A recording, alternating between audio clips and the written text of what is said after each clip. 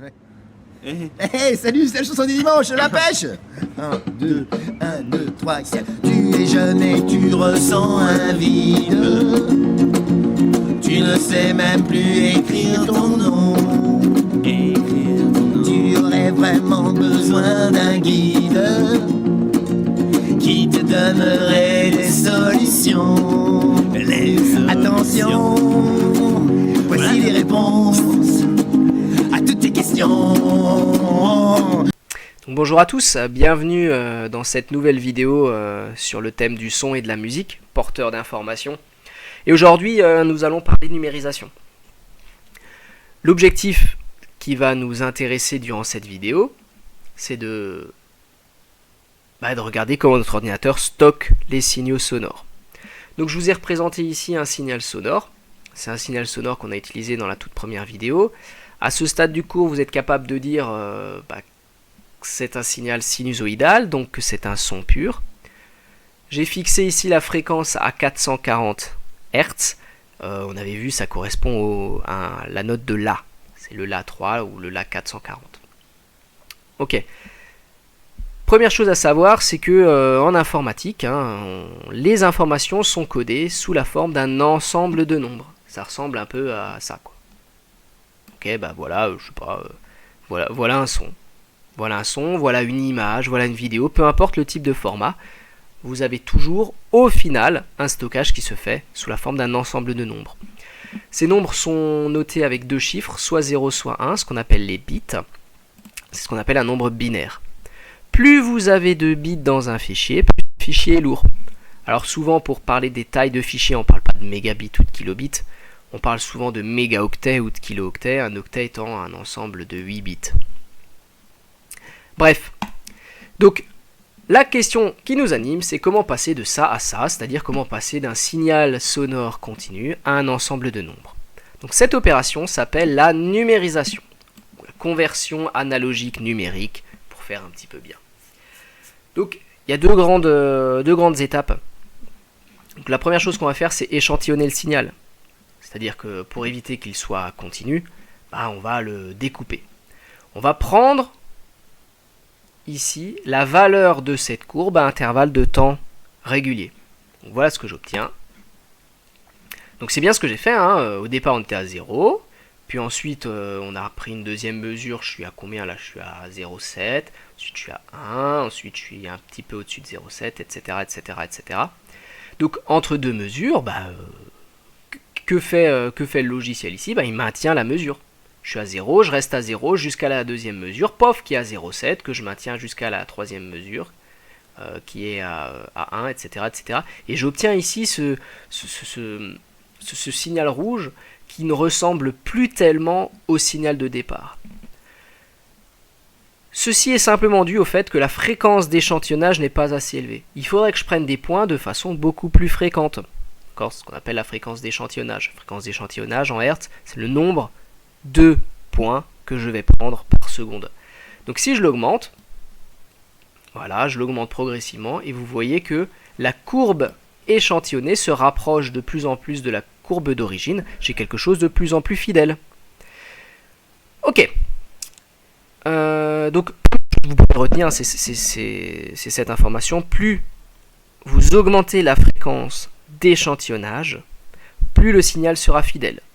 Un inconvénient toutefois, c'est que plus vous augmentez la fréquence d'échantillonnage, plus votre fichier sera lourd. Oui, plus vous allez prendre de mesures, plus il faudra entrer de mesures dans le fichier, et plus votre fichier il sera lourd. Donc c'est souvent quelque chose avec lequel on joue en informatique. Soit vous avez un fichier relativement lourd mais de bonne qualité, soit vous avez un fichier qui est plus léger, mais qui sera de qualité plus modérée, on va dire. Voilà. Donc le problème c'est quand vous avez haute qualité, par exemple les téléchargements sont plus longs, c'est ça par exemple un petit souci. Deuxième chose, ok, donc je fixe la fréquence d'échantillonnage, très bien, donc je sais combien je vais devoir entrer de mesures dans mon fichier pour décrire le son. Il reste à déterminer sous quelle forme écrire chacune des mesures. Et en fait, on va l'écrire sous la forme d'un nombre binaire, mais oui, mais avec 4 chiffres, comme c'est le cas ici, avec 2 chiffres, avec 3 chiffres, et qu'est-ce que ça change?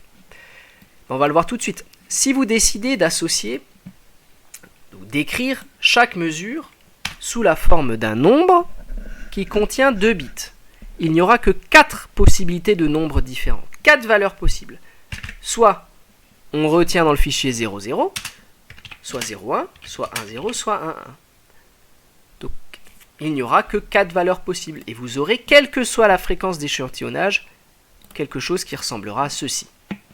Okay. Je n'ai que 4 valeurs possibles. Toutes les mesures qui sont prises ici, dans le quart inférieur du signal, je vais le coder par le même nombre, 0, 0, et j'aurai ici un plateau. Même chose au-dessus.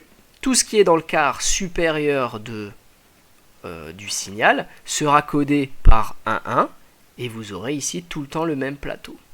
Et pour les mesures intermédiaires, ici dans ce quart-là ou dans ce quart-là, pareil, j'aurai 0, 1, même valeur partout, ou 1, 0, même valeur partout. Donc, si vous voulez un signal fidèle, vous devez coder chaque mesure avec un grand nombre de bits. C'est ce qu'on appelle la quantification. Donc si j'améliore la quantification, si j'ai une quantification plus fine, dans ce cas-là, je vais avoir davantage de valeurs possibles, et donc je vais avoir quelque chose de plus fidèle. Donc là, en l'occurrence, avec 3 bits, alors on peut faire le calcul, avec 3 bits, vous avez 8 possibilités. Alors plutôt que faire le calcul, on va le mettre ici, hein. Vous avez 0, 0, 0, vous avez 0, 0, 1, 0, 1, 0, 0, 1, 1, 1, 0, 0, 1, 0, 1, 1, 0 et 1, 1, 1, ce qui fait 1, 2, 3, 4, 5, 6, 7, 8. Donc 8 possibilités. C'est un petit peu mieux. Si je rajoute encore un bit, donc je code chaque mesure sur 4 bits, j'aurai 32 possibilités, etc., etc., etc. Alors pour votre information, hein, en général on code sur, au minimum c'est 8 bits, hein. En général c'est plus 16 ou 32 bits hein, pour un son. Et fréquence d'échantillonnage, on est autour de 48 000 Hz en général. Donc, quand vous augmentez le pas de quantification, bien sûr, ça veut dire que chaque mesure prendra plus de place. Sur écrit, vous augmentez le nombre de bits de chaque mesure et donc le nombre de bits total du fichier à la fin. Donc on se retrouve avec le même dilemme hein, qu'avec la fréquence d'échantillonnage. Hein. Quand on augmente la quantification, vous avez quelque chose qui est plus fidèle au signal d'origine.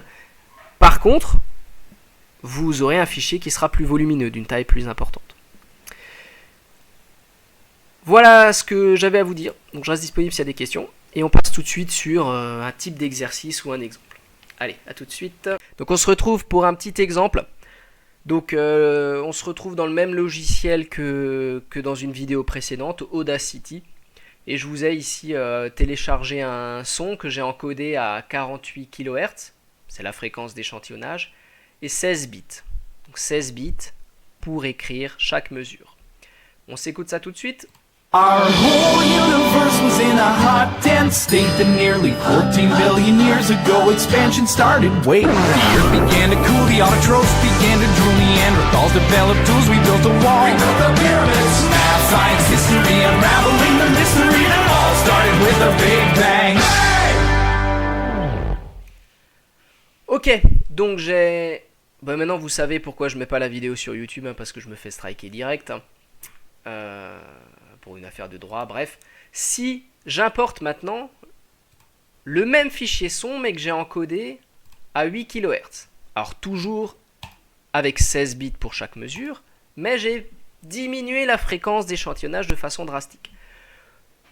On va écouter, alors on va se réécouter rapidement le début du premier fichier. Our whole universe was in a hot, dense state. Et maintenant le second.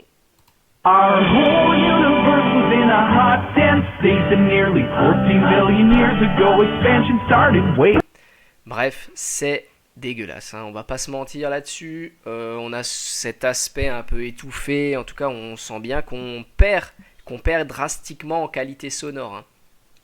Si vous zoomez un peu sur le signal, vous pouvez peut-être le voir. Donc, on a quelque chose d'un petit peu plus anguleux qu'ici. Hein. Vous voyez ici, vous avez pas mal de variations, ici un petit peu moins, bref. En ce qui concerne, par contre, l'avantage de diminuer la fréquence d'échantillonnage, c'est au niveau de la taille des fichiers. Donc vous avez vu que mon premier fichier ici, il est à plus de 4 mégaoctets, alors que le second, il n'est qu'à 750 à peu près kilooctets. Donc on va s'entraîner à essayer de retrouver ces deux chiffres. Alors, je vous ai donné les fréquences d'échantillonnage, le nombre de bits pour chaque mesure. On va juste regarder la durée totale. Voilà, durée totale de l'enregistrement, c'est 23,88 secondes. Et avec ça, on va retrouver la taille du fichier. Donc on a dit, le premier, fréquence d'échantillonnage 48 000 Hz, c'est-à-dire 48 000 mesures par seconde. On a 23 secondes 88, donc je multiplie par ça. Voici le nombre de mesures prises. Chaque mesure est encodée avec 16 bits. Donc voici le nombre de bits du fichier. Vous avez vu tout à l'heure, la taille du fichier est donnée en kilo-octets. Donc pour avoir des octets, je divise par 8, puisqu'un octet correspond à 8 bits. Voilà. Et je fais attention, puisqu'il y a deux pistes. Une pour le haut-parleur de gauche et une pour le haut-parleur de droite. Donc je multiplie par 2. Voici la taille du fichier en octets. 4 584 960 octets. Alors c'est toujours plus ou moins, il y a une en-tête au fichier, donc plus ou moins quelques octets, hein, mais en tout cas on trouve cet ordre de grandeur, en tout cas on a bien estimé. Alors, petite chose, pour avoir des kilo-octets, normalement, rigoureusement, vous divisez par 1000, donc ça ferait 4584 kilo-octets. Il se trouve que ce que Windows appelle un kilo-octet, en fait, c'est 1024 octets. Alors, je ne vais pas rentrer dans les détails. Normalement, ça ne s'appelle pas des kilo-octets. Vous regardez sur... vous pouvez regarder un peu dans l'article sur octets dans Wikipédia. Ils expliquent ça bien, à quel point il y a des informaticiens rigoureux. Il y en a qui ne sont pas rigoureux. Les ricains, ils nous embêtent. Un kilo-octet, c'est 1024 octets. Donc, si je divise par 1024... ça me fait 4477 kilo-octets et je trouve 4479 kilo-octets, mais c'est merveilleux. Donc comme dit, il y a des octets qui se rajoutent, il y a il y a un en-tête au fichier, etc. Mais bon, en tout cas on a le bon ordre de grandeur. Ce que je vais faire, je vais vous laisser mettre cette vidéo en pause et essayer de retrouver le 747 kilo-octets du fichier encodé à 8 kHz. Donc vous avez ici sur cet écran, si vous faites pause, toutes les informations nécessaires. Vous avez la fréquence d'échantillonnage. On est toujours avec un encodage de 16 bits. Et vous avez la durée totale qui est écrite ici. Allez, je vous laisse réfléchir, faire un petit calcul. Et ensuite vous reprenez la lecture de cette vidéo. Je donnerai la solution. Ok, donc je corrige. Donc cette fois-ci, on a une fréquence d'échantillonnage de 8 kHz. Donc 8000 mesures par seconde, j'ai toujours 23,88 secondes. J'obtiens donc ce nombre-là de mesures, chaque mesure encodée sur 16 bits. Voici le nombre de bits du fichier, en tout cas pour une piste. Je multiplie par 2 pour avoir les deux pistes. Voici le nombre de bits du fichier. Voilà.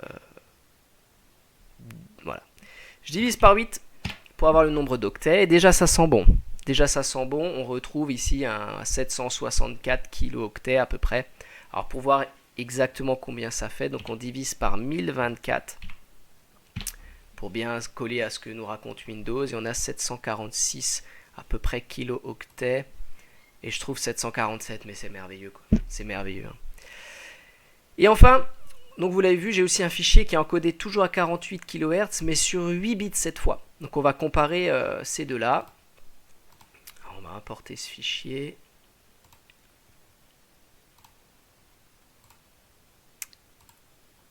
Voilà, je peux enlever celui à 8 kg. Donc les deux ont la même fréquence d'échantillonnage. Par contre, le premier est encodé sur 16 bits. Ça donne ça. Et le second sur 8 bits. Our whole universe was in a hot, dense state that nearly 14 billion years ago. Voilà, donc si vous avez entendu une différence, bravo.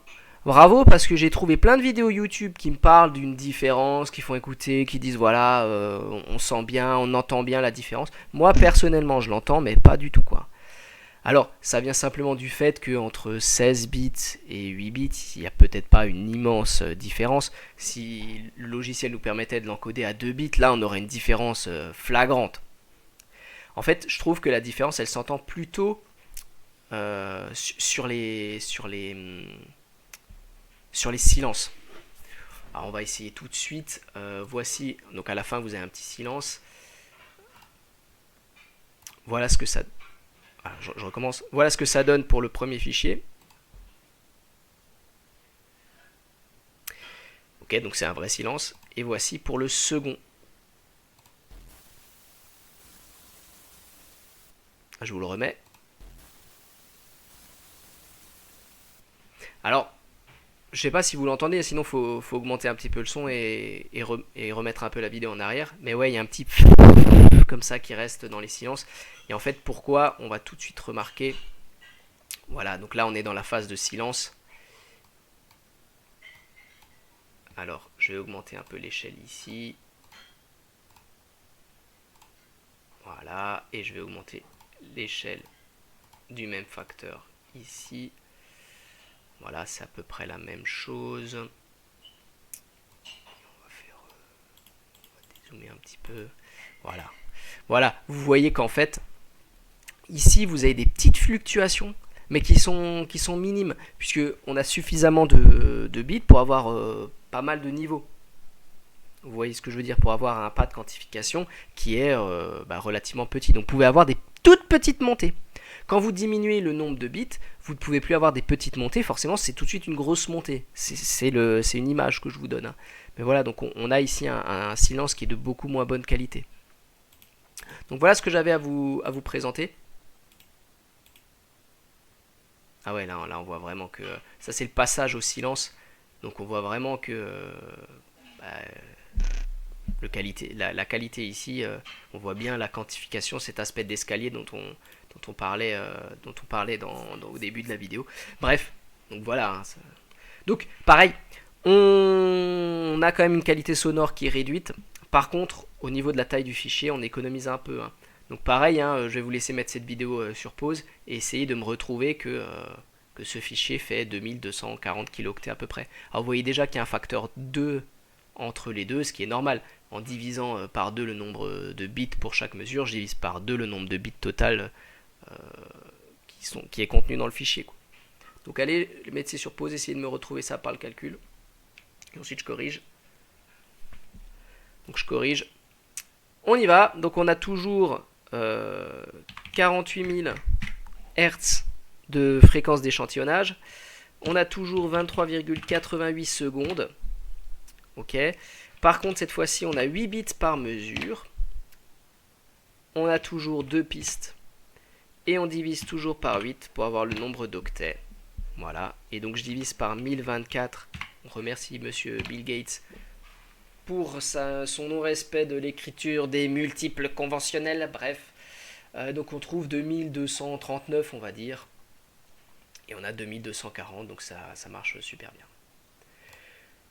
Dernière petite remarque, on en parlera dans une prochaine vidéo, vous avez ici un fichier MP3 qui n'est pas lourd non plus, okay, qui est à peu près du même ordre, qui a la même taille on va dire que le fichier ici à 8 kHz qui avait un son dégueulasse. Et pourtant, et on terminera là-dessus, quand j'écoute le son qui est en MP3, voilà ce que j'obtiens. Attention, roulement de tambour. Our whole universe was in a hot, dense state. Bref, donc j'obtiens quelque chose qui est auditivement satisfaisant, une bonne qualité, alors que la taille du fichier est également relativement légère. Alors comment on fait ça? Eh bien, ce sera l'objet d'une prochaine vidéo. On parlera un petit peu de compression. Voilà, donc j'ai pas plus de choses à vous dire, donc je vais vous laisser là pour cette semaine, et je vous souhaite un bon travail et un bon courage dans ce confinement. Et à bientôt. Attention, voici les réponses à toutes tes questions. Si tu veux savoir la couleur de tes yeux, envoie 8 22 22. Si tu veux savoir le QI de ton chat, envoie 8 33 33. Si tu veux savoir si ta copine est chouette, envoie 8 17 17. Et si tout simplement tu es content, envoie 8 200 200. Envoie 8 200 200. Si t'es content, envoie 8 200 200.